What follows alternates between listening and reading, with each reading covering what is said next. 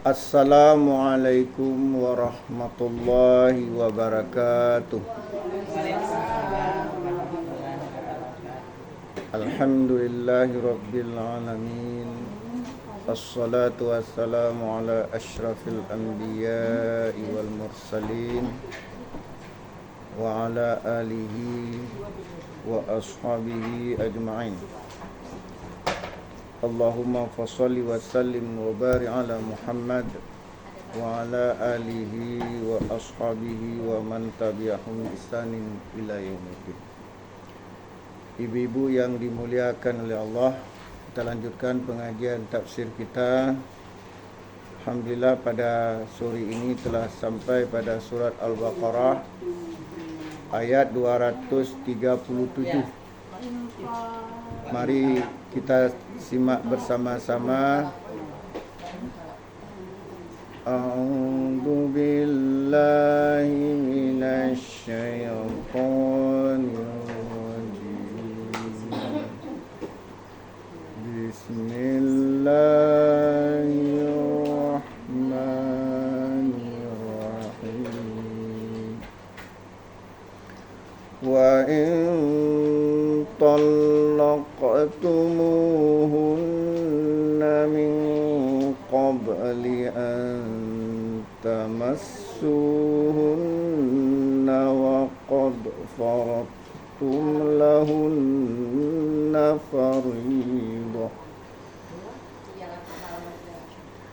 فنصف ما فرضتم إلا أن يعفون أو يعفو الذي بيده عقدة النكاح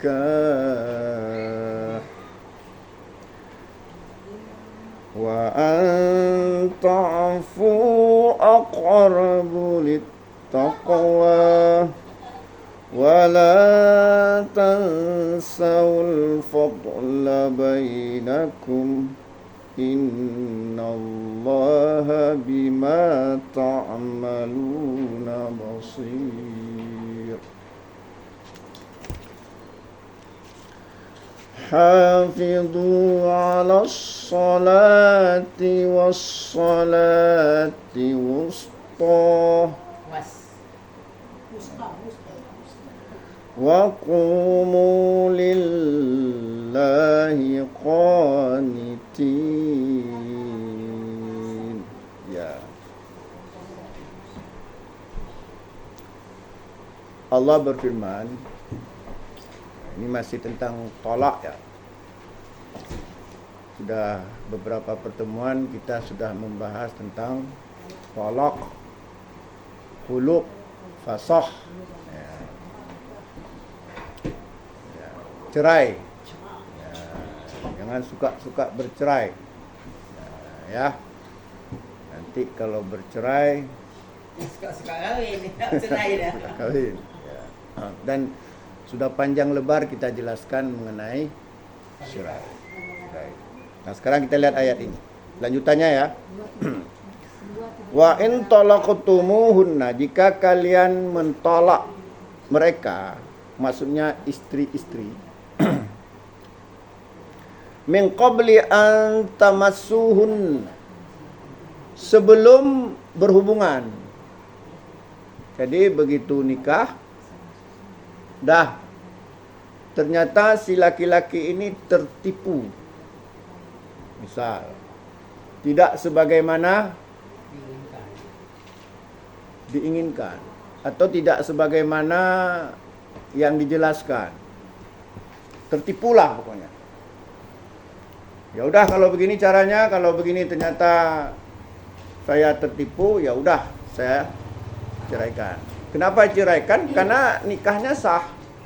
Cuman kecewa. Kecewa. Kenapa kecewa? Ya jawab sendirilah. Tapi belum sempat berhubungan. Paham ya? Janganlah saya jelaskan sampai sedetil-detilnya. Paham ya? sempat berhubungan. Tidak sempat bagaimana hukumnya? Inilah dijelaskan dalam ayat ini. Kita lihat, Allah berfirman, wa in talaqtumuhunna, jika kalian mentalak istrimu, jika mereka mentalak istri-istri mereka, min qabli an tamassuhunna, sebelum menyentuh. Walaupun Allah menggunakan kata tamassu, menyentuh, tapi maknanya jima. Ya, maknanya jima.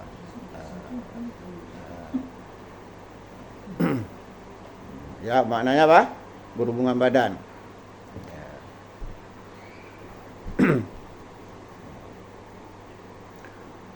Waqad faradtum lahunna faridah. Kemudian kalian telah menentukan maharnya. Udah kasih maharnya. Udah kasih mahar, ternyata kecewa tadi. Udah kasih mahar, ternyata kecewa dan tidak mau berhubungan karena kecewa tadi. Nah, bagaimana hukumnya? Nah, dijelaskan dalam ayat ini, ya. Jadi, ya, lahunna faridah, fanisfu ma faradtum, maka boleh meminta setengah dari mahar. Tak balik. Minta balik. Jadi kalau, Kan belum minta, kamu kasih. kalau nggak dikasih, ya udah biarin aja. Ntar kita lihat dulu, ya. Jadi yang jelas hak laki-laki, si laki-laki, jika dia sudah sah nikahnya, kalau belum sah ya berarti nggak ada masalah. Ini sudah sah nikahnya dan maharnya pun telah ditentukan. Baik udah dikasih atau belum, yang penting sudah disebutkan. Udah. Misalnya berapa mayam? 10 ya. Hah? Bongkal aja, sebongkal 16. Sekarang 20. sekarang kan emas mahal, Bu. Janganlah menyiksa laki-laki. Khairun nisa'i aisaruha ma'unah, kata Nabi. Khairun nisa'i aisaruha ma'unah. Sebaik-baik wanita yang mudah maharnya. Berapa? Berapa mayam? 10 aja. Saya mudah 100 mayam kok. Alhamdulillah. Oke lah 10 ya. Udah kasih berapa? 10. Boleh minta setengahnya. Berarti berapa? 5. Oh, ya. Kalau tadi apa?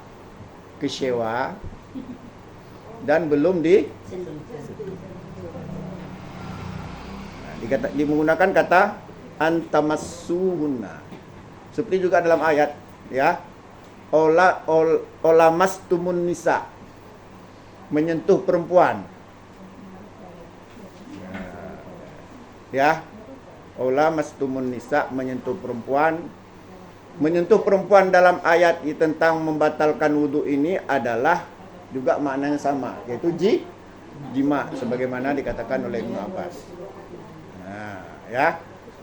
Jadi kadang-kadang Allah menggunakan kiasan menyentuh, bukan kata-kata jima. Ya. Paham ya? Ustaz, ada batas waktu. Gimana? Berapa lama setelah nikah gitu, enggak ada batas. Yang penting belum campur. Yang penting belum bercampur. Malam pertama, Bu. Malam pertama. Yang dilihat itu kecewa ya malam pertama. Sama. Enggak ada tuh, Bu. Ada yang kawan saya lama. Kalau lama ya berarti Berarti lah, no, bukan Sampai bilang kecewa. mengenai sang istri. Enggak disentuh. Gitu. enggak disentuh. Ya. Nah, di pasaran tua lah kan? Pasaran tua kawin. Bukan dikasih gitu soalnya.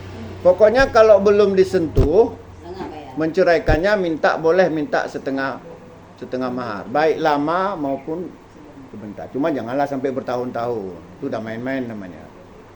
Tapi dalam hitungan adat artinya masih kira-kira atau mungkin sehari, 2 hari, seminggu, mungkin paling lama ya begitulah. Jangan pula sampai bertahun-tahun, itu udah main-main. Ya, ini berbulan. Memang nyata orang Ustaz juga. Makanya kalau seperti itu ya udah menceraikan saja. Jangan sampai jadi ilak nanti. Kau udah kita jelaskan. Sengaja nggak menyetubuhi istri untuk menganiaya istri, dicerai pun tidak. Namanya ilak, udah kita jelaskan pada pertemuan yang lalu. Masih ingat kan? Ya, dosa. Nah, dan itu kalau seperti itu maka berlaku hanya 4 bulan. Walaupun dia niatnya setahun, tapi begitu 4 bulan, maka putuskan mau kembali atau bercerai. Ini sudah kita jelaskan pada pertemuan yang lalu. Nah, ini pertemuan yang sekarang apa tadi?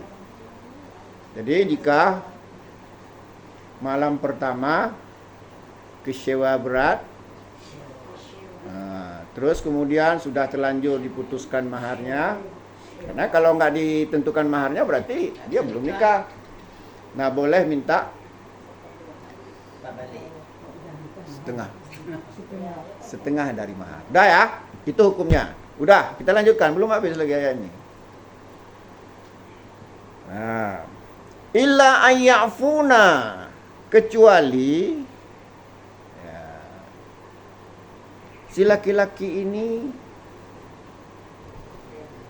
memaafkan. Memaafkan. Jadi si laki-laki ini apa? Yang menceraikan ini, ya udahlah saya ceraikan, tapi saya akan nggak ambil lagi setengah. Untuk adik aja semuanya. Alhamdulillah ya. Alhamdulillah. Ya. Jadi paham ya? Kecuali kalau ya, apa tadi? Ayyafuna, mereka memaafkan. Artinya kecewa ya, sudahlah kecewa. Jadi mahar tidak diminta balik. Itu boleh. Boleh. Boleh. Minta setengah? Boleh. Boleh. Pilih mana? Enggak minta? Boleh. Minta setengah? Boleh. Minta semua? Itu enggak boleh. Hah? Oh boleh, tentu boleh. Itu namanya hadiah. Tapi kan bodoh kali lah. Mahar lah mas sekarang. Nah, intinya yang ingin kita katakan di sini, Allah menjelaskan bahwa kita boleh minta setengah mayam jika kita menceraikan istri kita, belum kita apa-apain. Dan kita sudah tentukan maharnya. Misalnya tadi apa? 10 mayam, maka boleh kita minta 5 mayam. Atau boleh juga nggak minta lagi, itu namanya memaafkan. Tapi kalau dia misalnya kecewa sama si A, kepingin sama si B misalnya, ya mintalah setengah. Banyak persiapannya. Kalau sudah disentuh itu nggak boleh lagi, itu udah namanya talak biasa. Nggak ada lagi hak minta-minta. Kalau sudah disentuh, bukan sentuh begini. Kan sentuh ini. Enggak. Orang mau tahu aja dia. Biasalah. Orang mau tahu aja. Mancing. Penyelidik. Bentar ya. Kalau sudah disentuh, itu nggak boleh. Itu hak istri. Hak istri. Waalaikumsalam. Ini maksudnya belum disentuh, maka berhak untuk mengambil setengah mayam atau mengikhlaskan. Ya'ful ladzi biyadihi uqdatun nikah, atau dimaafkan oleh orang yang bertanggung jawab. Misalnya pihak keluarga laki-laki. Jadi ya udahlah, mahar itu ambil aja lah semua untuk perempuan, nggak perlu lagi minta setengah. Itu boleh si laki-laki sendiri atau keluarga si laki-laki. Itu namanya memaafkan. Nah, mana yang lebih bagus? Apakah lebih bagus kita minta setengah atau kita maafkan? Nah, kita lihat lanjutan ayat ini. Jangan lari kemana-mana, jangan pergi-pergi kemana-mana lu, belum selesai. Wa anta'fu aqrabu littaqwa, dan memaafkan itu lebih dekat kepada takwa. Artinya jangan minta lagi, itu lebih dekat kepada takwa. Paham ya? Ya. Nah, kalau kita memaaf, artinya udahlah, walaupun belum kita sentuh, enggak kita minta lagi maharnya, itu lebih dekat kepada takwa. Nah, kalau seperti ini sikap kita, Masya Allah, tilkal jannah allati nuritsu min ibadina man kana taqiyya. Itulah surga yang akan kami wariskan kepada hamba-hamba kami yang bertakwa. Surga imbalannya. Nah, ya. Ini perlu kita ketahui supaya kita tahu hukumnya.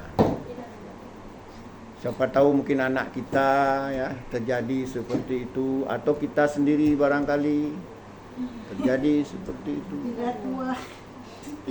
Kenapa? Kenapa lu kok tua aja jadi alasan? Emangnya tua-tua itu nggak boleh nikah? Tua pula dicari. Ya. Tua sama tua. Masing-masing nikah Oh, biasa. tua sama muda. Condong. Asal ada yang mau apa pasal? Apa urusan? Urusan. Suka sama suka. Man raghiba an sunnati falaysa minni, kata Nabi. Barang siapa yang benci sunnahku maka bukan golonganku. Saya berapa kali bilang, kita jangan menolak untuk menikah, tapi menahan diri untuk tidak menikah dengan orang yang tidak cocok boleh. Pastilah nggak cocok sampai hari kiamat. Kalau kita terlalu milih. Tapi menolak itu fitrah, nggak boleh. Kecuali ada uzur. Apa uzurnya misalnya? Misalnya ya nggak mungkin lagi lah. Karena mungkin ada sebab-sebab tertentu ya. Ada uzur ya. Ada penghalang. Bisa jadi karena trauma atau mungkin penyakit. Boleh, dibolehkan. Atau mungkin nggak mungkin lagi karena sudah terlalu tua, ngapain capek ngurus. Ya apalagi sakit. Tiap hari sih aja beli-beli piston untuk apa? Jadi tukang urut akhirnya kita untuk apa? Lebih bagus kita sendiri. Atau barangkali kalau kita menikah diajaknya kita ke neraka, lebih bagus kita hidup sendiri, kita bisa jalan sendiri ke surga. Itu namanya mani, penghalang. Tapi dalam keadaan normal nggak bisa. Itu sunnah. Kan sudah sekali nikah. Kok usah lagi? Kalau kita berdoa Ustaz, Ah. dalam sholat kita kan habis sholat kita berdoa, jangan ada maksudnya orang Terbalik doa.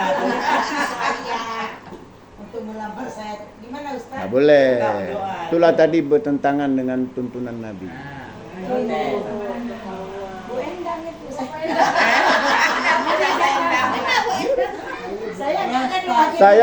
Saya nggak kenal sama Ibu Endang ya. Ini Ustaz, waktu saya umur 40 kan pergi tanah suci. Jabar lama saya berdoa, ya Allah matikan jodoh saya. Gimana Ustaz? Kok saya masih boleh? Ini gimana jodoh itu kan? Cabut balik. Cabut balik. Cabut balik. Nggak Karena tahu saya apa-apa. tsunami loh Ustaz ya. Kena tsunami. Karena nggak tahu, belum tahu. Nggak Jabar boleh. lama itu kan karena pertemuan dari hawan situ. Bisa matikan.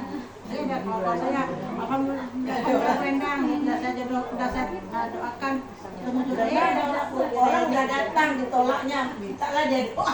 Ya Allah. Kalau di dasar mudarat dari manfaat, ya mana Ustaz? Nggak usah. Kan ada, berarti ada udurnya. Makanya kita tidak boleh mematikan niat menikah.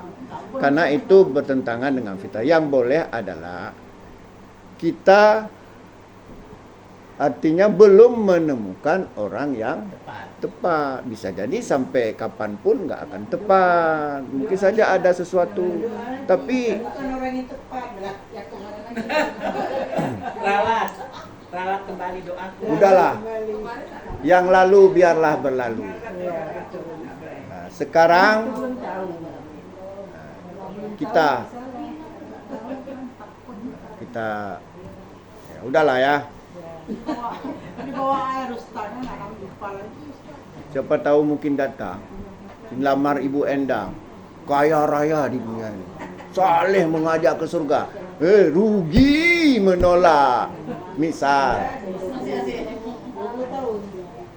Misal ya, makanya kalau Allah menghendaki, makanya kita dilarang ya memutuskan sesuatu yang Allah sendiri menyuruh menyambungnya.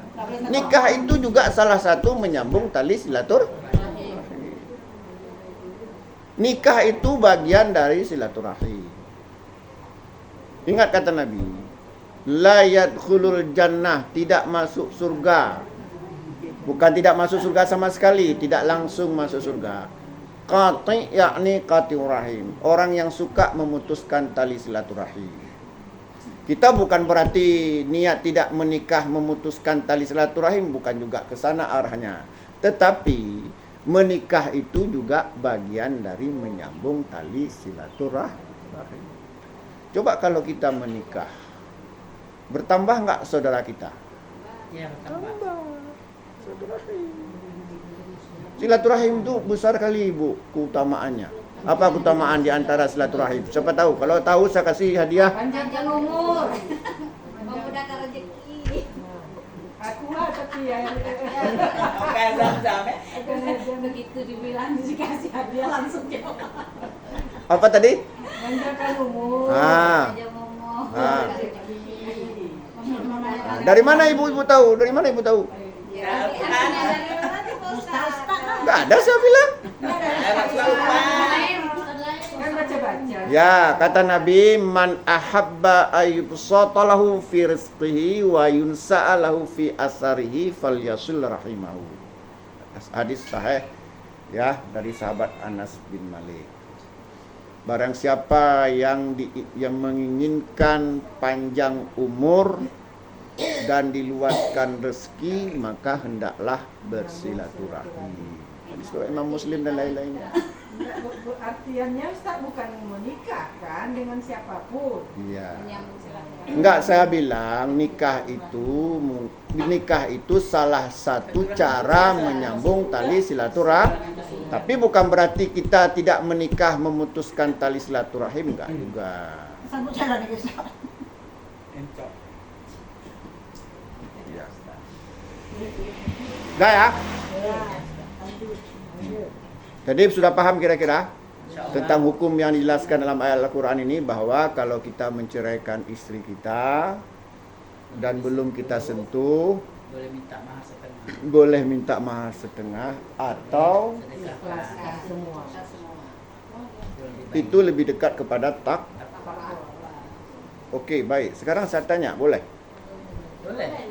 Jawab dengan sepenuh hati. Siap? Habislah hati sepenuh hati, sepenuh hati, separuh jiwa. Apa pengertian takwa? Pengertian takwa. Mendekatkan kepada perintah Allah. Menjauhkan larangannya. Ini sudah pernah saya jelaskan dulu. Udah. Apa itu takwa? Menjalankan perintah Allah. Menjauhkan larangannya. Ada satu lagi. Ada satu lagi apa? Yang mau silaturahim kan itu masih. Nggak ada saya bilang itu. Jangan. Menerima anulah keadaan apa. Saya ulang lagi ya. Nah, takwa adalah mematuhi seluruh perintah Allah, meninggalkan seluruh larangannya, dan dalam mematuhi atau meninggalkan larangannya disertai dengan keredaan hati. Ini yang menentukan nilai takwa. Contoh gini. Contoh mematuhi perintah Allah apa? Puasa misalnya. Puasa dia, tapi seolah-olah dia kesal. Aduh, udah datang lagi bulan Ramadan nih. Udah nggak bisa lagi makan rujak nih. Dia puasa, tapi seolah-olah berat di hatinya. Dia belum sampai ke tingkat takwa. Contoh lagi, panjang kali lah itu mampu lah. Suara kayak bebek pun lagi. Dia salat memang. Salat dia sampai selesai salat, tapi Ada aja salah orang. ada, itu belum level takwa. Makanya takwa itu level tertinggi, gelar tertinggi, sehingga Allah tadi mengatakan balasannya mendapat warisan surga. Tilkal jannah allati nurisu min ibadina man kana taqiya. Itulah surga. Tilkal jannah. Itulah jannah. Itulah surga allati nuritsu min ibadina man kana taqiyya, yang akan kami wariskan kepada hamba-hamba kami yang bertakwa. Ini gelar tertinggi. Dulu udah pernah saya jelaskan. Dalam Islam itu ada 3 gelar. Yang pertama muslim atau muslimah. Siapa dia? Kok kita tanya ini lah Pak? Jawabannya Ya, maksudnya Islam di luar, Islam di dalamnya. ada muslim, ada Saya ulangi. Nah, saya ulangi ya. Ada 3 gelar. Ini 3 gelar ini menunjukkan level. Ya. Takwa. Level ya. Menunjukkan tingkatan. Yang pertama muslim atau muslimah. Siapa mereka?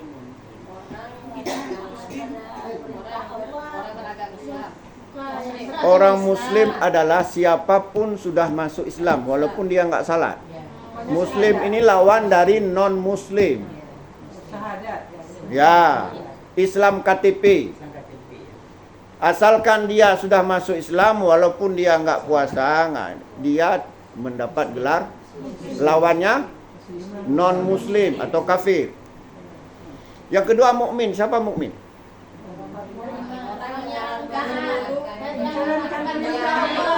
Coba perhatikan ayat ini. Ya ayyuhalladzina amanu, apa artinya? Bukan orang Islam kan? Kutiba alaikumusiyam. Wajibkan kamu puasa. Apa hukum puasa? Wajib. Ayat ujung ayatnya la'allakum tattaqun. Artinya takwa itu belum tentu dapat, tapi mukmin sudah dapat jika mengerjakan sesuatu yang wajib. Makanya panggilannya apa? Ya ayyuhalladzina amanu kutiba alaikumusiyam kama kutiba alal ladzina min qablikum la'allakum. Jadi siapa mukmin? Orang yang mengerjakan seluruh yang wajib dan meninggalkan seluruh yang haram, dia mendapat gelar mukmin. Sudah saya jelaskan. Ihsan dalam pembagian yang lain. Ini dalam pembagian versi ini. Ada versi-versi juga. Yang ketiga, gelar tertinggi itu muttaqin. Makanya la'allakum. La'allakum itu kan mudah-mudahan. Artinya belum tentu dapat. Tapi kalau mengerjakan puasa langsung tadi Allah panggil apa? Ya ayyuhalladzina amanu kutiba alaikumusiyam. Berarti langsung mendapat gelar mukmin jika dia mengerjakan puasa. Tapi la'allakum tattaqun, mudah-mudahan menjadi orang bertakwa. Artinya belum tentu menjadi orang bertakwa. Bisa dapat, bisa tidak. Kalau begitu apa itu yang dikatakan muttaqin? Cara mendapatkannya adalah orang yang mengerjakan Kita dulu lah. Kita terjemahkan dulu. Gimana? dan menambah orang yang Ya, orang yang melaksanakan yang wajib, meninggalkan yang dilarang. larang, serta menambahnya dengan yang sunat-sunat. Makanya konteks ayat tadi, jika dia puasa, bukan sekedar puasa, tapi menahan hawa nafsu, mengerjakan qiyamul lail, bersedekah, ngaji dan sebagainya, baru tadi la'allakum mendapat gelar tertinggi. Itu akan mendapat warisan surga. Dia penuh dengan keridhaan. Enggak mudah mendapat gelar takwa. Kita enggak ada yang berani karena hati kita kadang-kadang masih mengkerut-kerut. Masih ngomel dalam beribadah. Enggak? Suami nyuruh kita salat. Alah bang ni pun tahu orang lihat sedang sibuk masak. Orang sedang sibuk cari kutu pun. Lu ni, itu dia. Memang susah. Itu dosa Ustaz ya? Dosa apa enggak ya? Jawab sendirilah. Yang jelas kata Rasulullah, wa idza amartaha ata'atka. Jika suami memerintahkan istrinya untuk kebaikan, dia patuh. Kalau enggak patuh berarti Dosa. jika memerintahkan untuk kebaikan. Kalaupun kita tidak mampu, ya tolaklah dengan ma'ruf. Karena juga dalam hadis dikatakan la ta'ata fi maksyatillah, innama ta'atu fil ma'ruf. Tidak boleh taat dalam bermaksiat kepada Allah. Taat itu mesti dalam kebaikan. Maka saya beritahu, sudah pernah saya jelaskan di sini, perintah yang ma'ruf itu harus terkandung dua hal. Siapa tahu? Apa tadi Ustaz? Kan tadi Nabi mengatakan, la ta'ata fi maksyatillah. Tidak boleh taat dalam bermaksiat kepada Allah. Misalnya gini, suami bilang, "Dek, nggak usah besar-besar kali jilbab, nggak boleh patuh. Dek, untuk apa ikut ngaji? Nggak boleh patuh." Karena Allah suruh ngaji. Allah suruh pakai jilbab yang sempurna. Dah, la ta'ata fi maksyatillah. Innama ta'atu fil ma'ruf. Tidak boleh taat dalam bermaksiat kepada Allah. Taat itu mesti dalam kebaikan. Nah, jadi la ta'ata fi ma'syatillah innama ta'atu fil ma'ruf. Tidak boleh taat dalam bermaksiat kepada Allah. Taat itu mesti dalam kebaikan, dalam hal yang ma'ruf. Taat mengandung kema'rufan itu terkandung dua hal. Siapa tahu?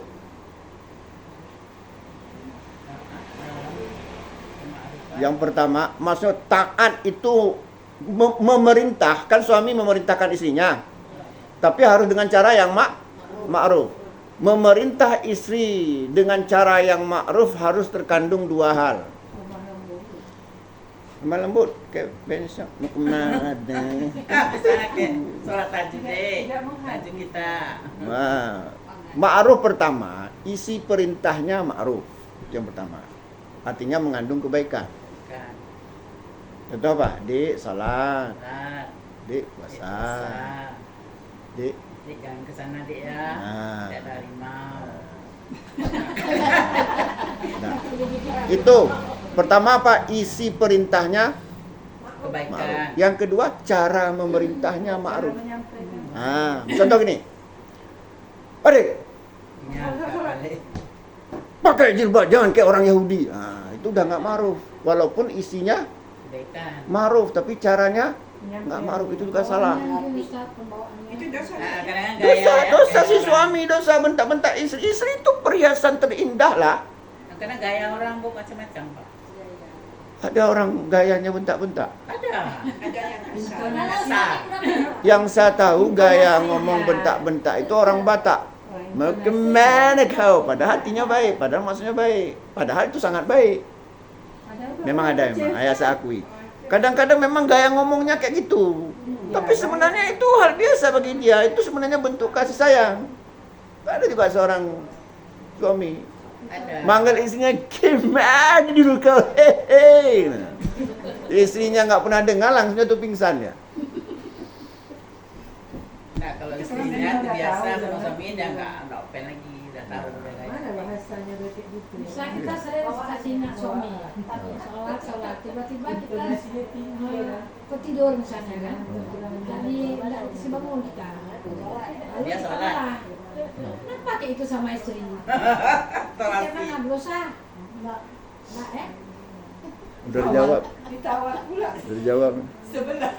Ditawar. Bukan saya yang jawab ya. Jawab pada tetangga. Jawab sama tetangga, terserahlah. Benar atau enggak urusan dia, tanggung jawab.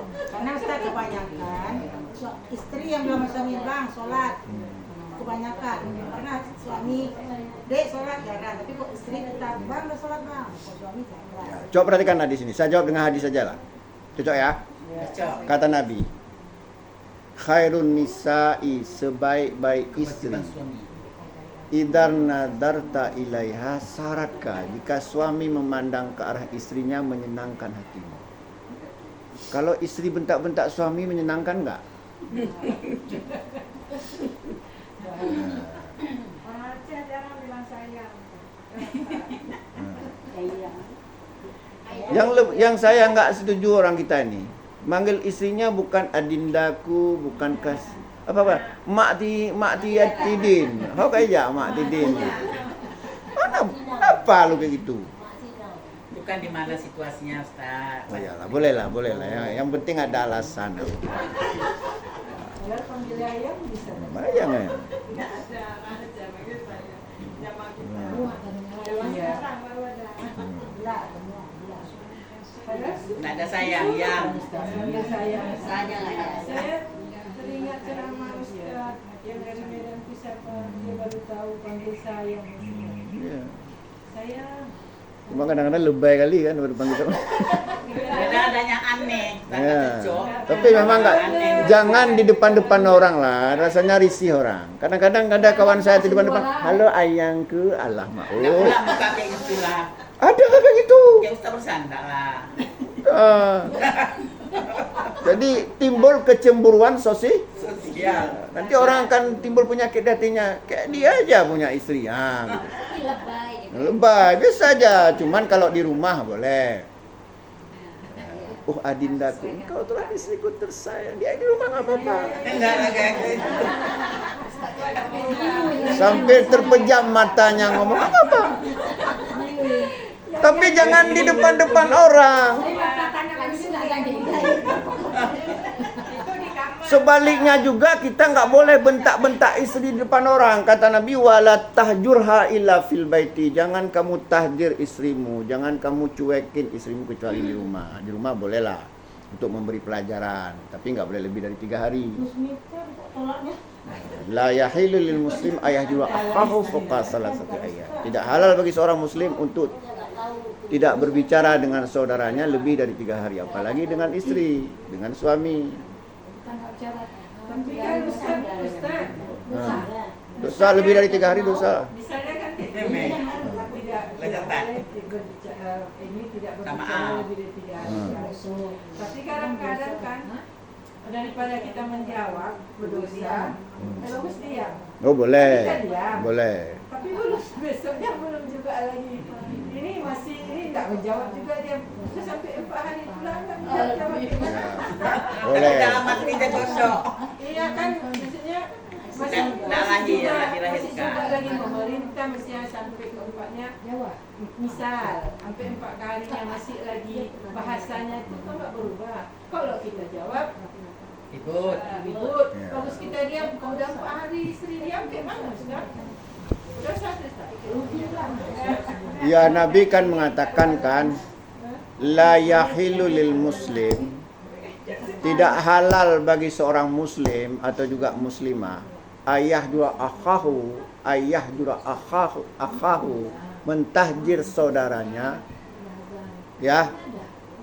La yahilu lil muslim ayah juga akahu fawqa salasati ayam. Tidak halal bagi seorang muslim atau muslimah untuk mentahjir saudaranya. Tahjir itu maksudnya mencuekin, nggak ngomong, nggak peduli lebih dari 3 hari.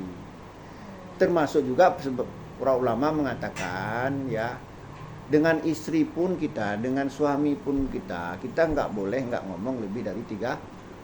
Lebih-lebih sebenarnya hubungan suami istri itu jangan sampai kita nggak ngomong lebih dari 3 hari. Lebih dari 3 hari kita sudah berdosa. Ini ada Ustaz, tapi nggak kayak biasanya. Boleh, yang penting tidak ada dendam lagi di antara kita. Tapi kok disuruhnya kan kita kerjain juga. Ya. Goreng telur itu. Tahjir itu artinya memutuskan sama sekali kan. Dipanggil nggak nyaur, disuruh masak nggak mau. Oh, tetap. Nah, itu berarti nggak. Ini ada nilai ada Ah. ini seseorang kalau Ustaz ya. Ah, Bukan ah. dua orang. Bukan dua orang. Ah. Jadi suaminya itu kan sering kali memfitnah dia gitu. Ah. Nah terus pernah mengeluarkan kalimat jangan kau makan itu seperti misalnya beras tuh beras yang dibeli sama suaminya gitu haram kau makan. Itu gimana? Itu yang haram suaminya, Yang bukan dia. berdosa? Suaminya. Karena beras itu juga ada hak istri. Dikasih atau enggak dikasih itu hak istri. Karena Nabi mengatakan kepada suami, tut'imuha idza ta'imta, berilah makan istrimu ketika kamu makan. Jadi kalau ada suami mengatakan beras haram suaminya, istrinya makan, dia yang haram sebenarnya, dia yang berdosa. Karena dalam beras itu ada hak si istri. Namanya hak itu nggak perlu minta. Maka ada yang tanya sama saya, Ustadz boleh nggak mencuri uang suami? Gimana? Nggak boleh, dia kirit. Kok dia pelit, curi aja. Itulah. Gimana? Boleh nggak mencuri uang suami? Boleh. Boleh Ini yang jawab siapa?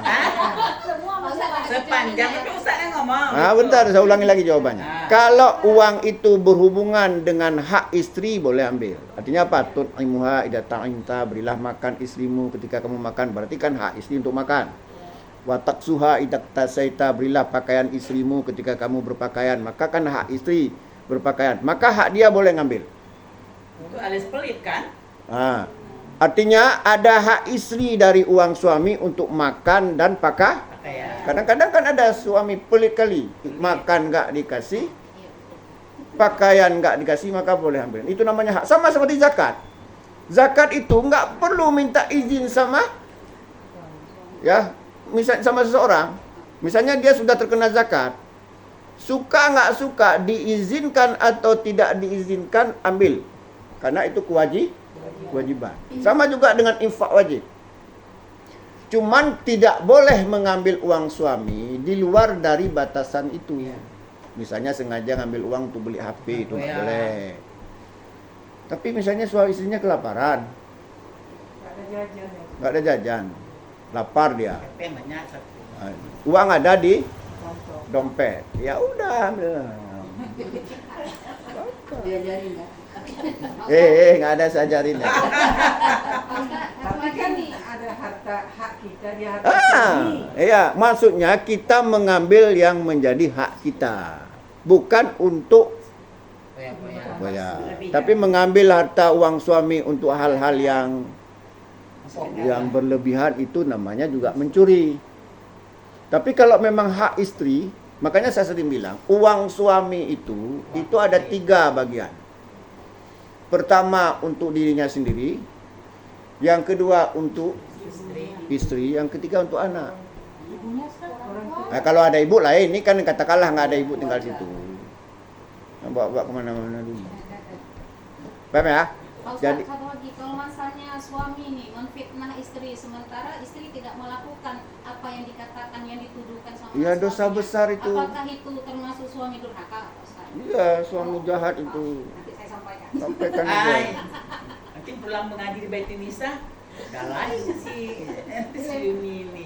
Jadi ustazah pula. Iya, nggak apa-apa Min. Berarti termasuk suami durhaka. Durhaka. Suami yang fajir, berdosa dia. Suami jahat. Sayang kali. Iya. Masa istri difitnah? Fitnah Iya. kali kita. Berarti dia nggak suka lagi. Makanya kan Nabi mengajarkan kita, ida atakum man tardona dinahu wa khuluquhu fazawwijuhu illa takum fitnatum fil ardi wa fasadun kabir. Jika datang melamar anak perempuanmu orang yang bagus agama dan akhlaknya, maka terimalah. Kalau kita tolak, maka akan muncul fitnah di muka bumi dan kerusakan yang banyak. Kita jangan menikah dengan orang yang mengajak kita ke neraka. Menikahlah kita dengan orang yang mengajak kita ke surga.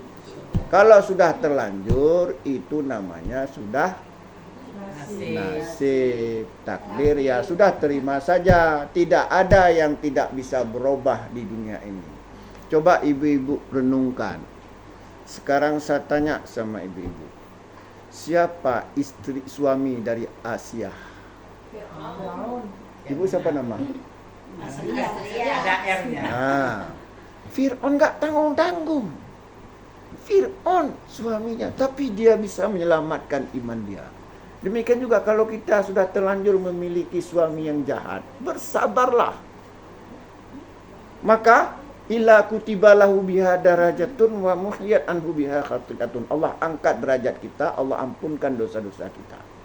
Itu ujian dari Allah. Jangan sikit-sikit minta cerai. Karena tidak ada orang yang tidak berubah. Saya kasih satu cerita. Nanti nggak selesai tafsir, nanti kalau pilih mana? Pilih cerita atau pilih tafsir? Ini ada Cuman sewaktu sengketa itu dia katakan, saya udah nggak ada rasa lagi sama abang.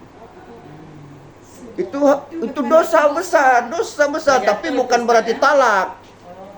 Walaupun suami mengucapkan seperti itu ataupun istri, apalagi istri dia jatuh. Cuman itu, Ini yang mengucapkan yang istri. mengatakan itu istri. nah itu berarti dia dosa besar. Tapi kelakuan suaminya membuat istrinya berbuat seperti itu. Ya, nggak boleh kita membalas kejahatan dengan kejahatan. Paham ya? Bahkan Nabi mengatakan, "Fala takhun man khanaka," kata Nabi, jangan kamu khianat kepada orang yang mengkhianati kamu. Artinya apa? Tidak boleh membalas keburukan dengan sabar aja. Sabar aja saya. Udah erosi gimana? Udah kita lanjut nanti nggak selesai ya, karena saya ada pengajian lain. Sana nih. Ibu-ibu kan ada kunjungan kan? Jam 6 tank ya. Yes. Jam 6 tank. Ada 10-15 menit lagi. Kita lanjutkan. Mana tadi udah hilang? Apa itu? Ya. Jadi apa tadi?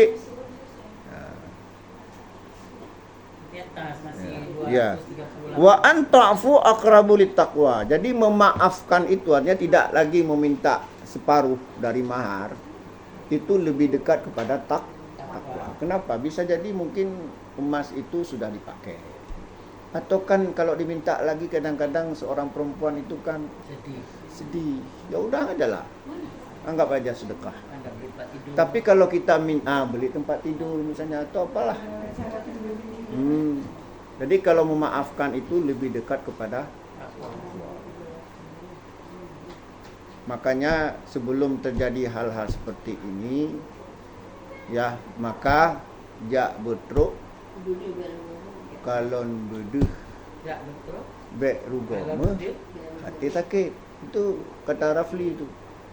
Jak betruk kalon beduh bek rugome hati sakit. Jangan begitu tertarik dengan seorang perempuan atau begitu tertarik dengan seorang laki-laki, keplek-keplek enggak ada dimakan saat mau terus.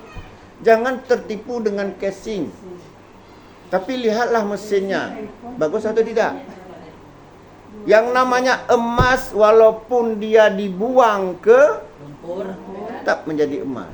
Tapi yang namanya imitasi casing lama kelamaan akan nampak bahwa itu KW. Kawin. Itu. Ya, jadi apa tadi? Ya. Jadi wa anta'fu aqrabu littaqwa dan memaafkan itu lebih dekat kepada takwa. Wala tansaul fadla bainakum. Jangan kalian melupakan keutamaan di antara kamu. Di antara keutamaan tadi ya suka memaafkan kita. Ya. Membalas kebaikan dan membalas keburukan dengan kebaikan. Innal hasanati yusibna as-sayyi'ah. Sesungguhnya kebaikan-kebaikan itu bisa menghilangkan keburukan. Coba ibu-ibu praktekkan. Ada orang jahat sama kita. Kita balas dengan kebaikan. Terjadi keajaiban. Terkepak dia, akhirnya dia jadi orang baik. Dicaci makinya kita, balas dengan durian. Misal. Sama kulitnya Pak. Ya. Difitnahnya kita. Kasih pinjam uang. Lama-lama dia mikir ini manusia atau malaikat ini. Itu sebenarnya dakwah bilhal namanya. Apa itu dakwah bilhal? Dakwah dengan perbuatan, enggak perlu ngomong, tapi dengan perbuatan orang akan sadar. Innal hasanati yusibna as-sayyi'ah, ini ayat. Sesungguhnya kebaikan itu bisa menghilangkan keburukan. Suami kita buruk misalnya. Misal, buruk apanya? Wajahnya ganteng. Kayak Amitabh Bachchan misalnya. Tapi akalnya, tapi balaslah dengan kebaikan. Lama-lama dia akan berubah.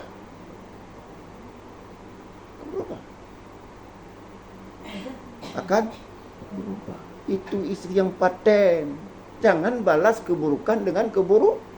Jangan misalnya suami tenak kita sekali, kita balas 2 kali.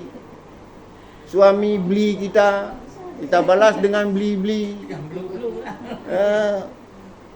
Jangan. Tapi balaslah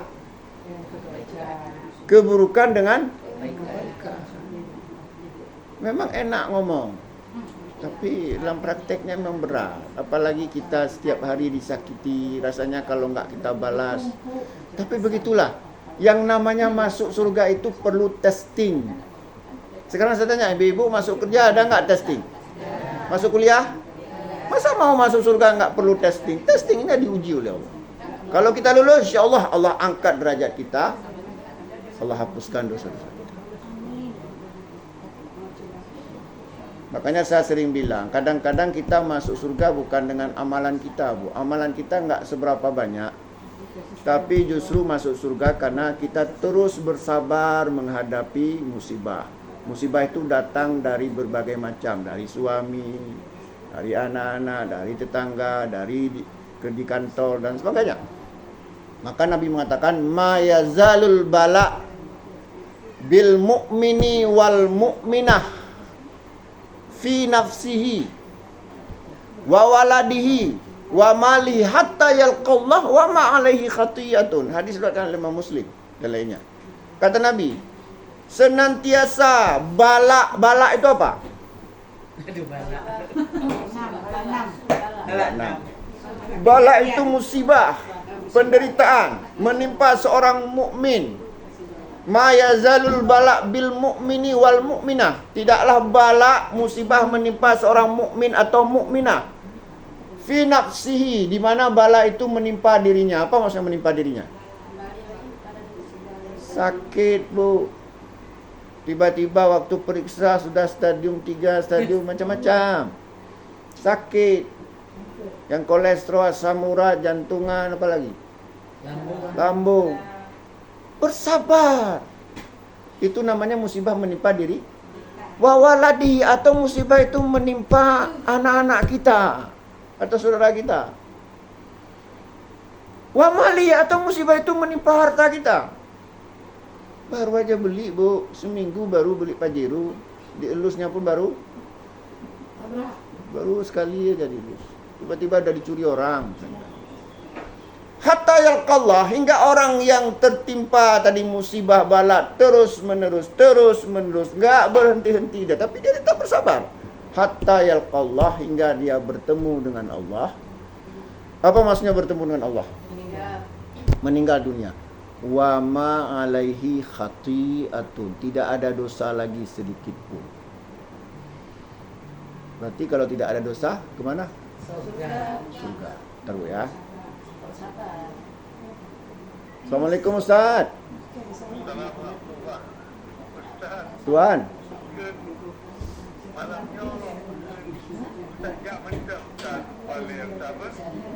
Oh, get. Nah, pengajian.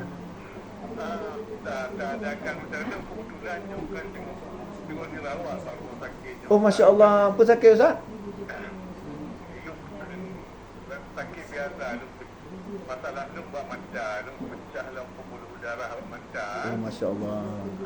Jadi kakak harus dirawat dah, bukan?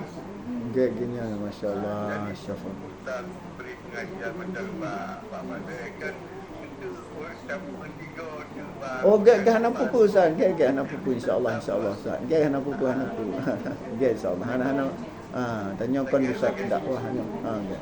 Memang kewajiban. Oh, get insya-Allah Ustaz. Je Ustaz.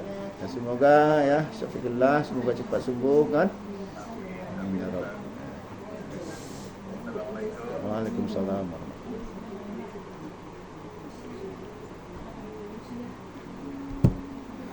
Ya, jadi apa tadi? Sabar. Pajero curi orang. Akhirnya gara-gara kita terus-menerus menghadapi musibah, enggak pernah berhenti, tapi kita tetap sabar. Ternyata apa yang terjadi? Hapus seluruh dosa-dosa kita.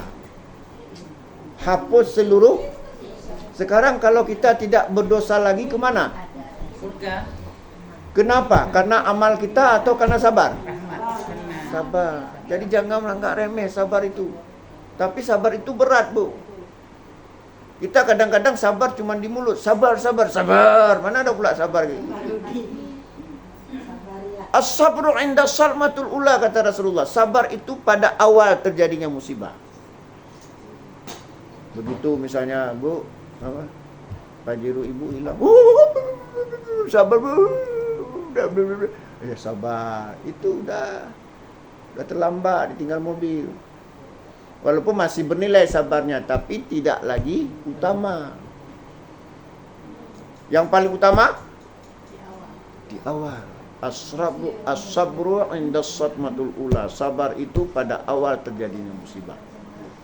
Bukan berarti ketika ada orang kasih tahu, Bu, suami ibu meninggal, hehehe, bukan seperti itu. Itu namanya nggak setia. Sedih itu boleh, Bu. Nabi sendiri mengatakan innal aina tatma'u. Mata biarlah ia berlinang. Kalau kita sedih. Wal qalbu yahzanu. Hati biarlah sedih. Coba bayangkan misalnya meninggal suami kita, kita senyum-senyum, orang jadi fitnah nanti, silakan aku mati. Jadi fitnah. Innal aina tatma'u, mata biarlah ia berlinang, kata Nabi. Wal qalbu yahzanu, hati biarlah sedih. Wala naqul illa ma yurdi rabbuna, tapi kami tidak mengucapkan kata-kata kecuali yang diridhoi oleh Rabb kami. Itulah tanda orang sabar. Tidak meraung-raung, tidak meratapi, tapi kata-kata yang diridhoi. Di antaranya apa? Istirja. Ma min muslim tusibu musibatun thumma yaqulu inna lillahi wa inna ilaihi raji'un thumma yaqulu Allahumma ajurni fi musibati wa akhlif li khairan minha illa ajarallahu fi musibatihi wa akhlafa lahu khairan minha. Itu berupa paten. Ibu tahu artinya? Enggak jadi paten. Semuanya tahu. Kata Nabi, ya, ma min muslim tusibu musibatun. Tidaklah seorang muslim mendapat musibah. Summa yaqulu, kemudian dia mengucapkan inna lillahi wa inna ilaihi raji'un. Summa yaqulu, kemudian mengucapkan Allahumma ajurni fi musibati. Coba ikut. Allahumma ajurni fi musibati wa akhlif li khairan minha. Atau boleh juga wa akhlif li khairan minha. Illa ajarallahu fi musibatihi wa akhlafa lahu khairan minha. Maka Allah akan berikan pahala kepada orang yang tertimpa musibah itu dan Allah ganti dengan yang lebih baik. Ganti dengan yang lebih baik. Hilang mobil Pajero, Allah ganti dengan mobil di atasnya apa? Alphard. Apalagi dosa kita dihapuskan. Makanya sebenarnya paling mudah masuk surga. Sabar itu nggak perlu modal, nggak ada berapa biaya sabar, nggak ada. Cuman untuk mempraktekkannya itu susah. Mempraktekkannya susah. Sabar itu enak diucapkan kayak ustaz kayak saya tuh di mulut sabar, pas giliran saya belum tentu juga. Memang berat, kita akui. Ya, kita. Makanya ada kata pepatah Aceh apa? 3 sabar, luah lampu. 2 go sabar, badan auh. Lego sabar, wabah sampu. Apa artinya? 3 sabar, luah lampu. Sekali sabar, luas kebun kita. Kadang banyak orang yang sayang sama kita. Sekali sabar, 2 kali sabar, badan auh. Badan kecil terus, tinggal tulang. Lego sabar, wabah sampu. Innalillah. Ya, Sukubur. Yang get, ini contoh yang tidak baik. Yang get itu Masya Allah, nggak ada tandingannya kesabarannya Nabi Ayub. Sehingga Nabi ya pernah ketika seorang bertanya kepada Nabi, ya Rasulullah, ayun nas a'dabul bala. Wahai Rasulullah, siapa manusia yang paling besar sekali cobaannya, balaknya di dunia ini? Faqal, Nabi menjawab, an-nabiyun, para nabi. Tumaman ya Rasulullah, as-salihun, orang-orang saleh. Kita ini nggak ada apa-apanya, kita banyak cengeng, mengeluh. Padahal dibandingkan dengan para nabi, orang-orang saleh lebih besar mereka, tapi mereka bisa sabar karena mereka memang orang-orang saleh. Nabi Ayub, coba bayangkan, sampai iblis datang ke Nabi Ayub. Nah, kira-kira begitu. Kamu menyembah Allah, apa balasan Allah kepada kamu? Coba itu, kalau kita kan cepat terpengaruh. Kamu menyembah Allah, coba sekarang apa balasan Allah kepada kamu? Tapi apa jawaban Nabi? Kalau Allah menguji lebih dari ini, aku rela, aku reda. Ternyata terjadi keajaiban. Nabi Ayub tiba-tiba sembuh. Mandi sembuh. Lantas bukan hanya sembuh, tiba-tiba ya belalang tiba-tiba berubah menjadi emas. Akhirnya menjadi kaya raya. Padahal istrinya udah meninggal. ya istrinya ada yang sangat setia kepada Nabi Ayub. Istrinya setia sama Nabi Ayub. Jadi itulah kisah-kisah para nabi itu menjadi iktibar. Ada satu istri Nabi Ayub. Cuma saya nggak tahu berapa istri Nabi Ayub. Yang jelas istri beliau sangat setia. Itulah yang mendampingi Nabi Ayub ya sampai kemudian terjadi mukjizat Nabi Ayub itu sembuh dari penyakit. Itu istri kedua. Ya saya nggak kebetulan nggak meneliti kembali. Yang jelas ya istri Nabi Ayub itu sangat setia. Ya, sangat setia. Ya, kita lanjutkan sedikit lagi.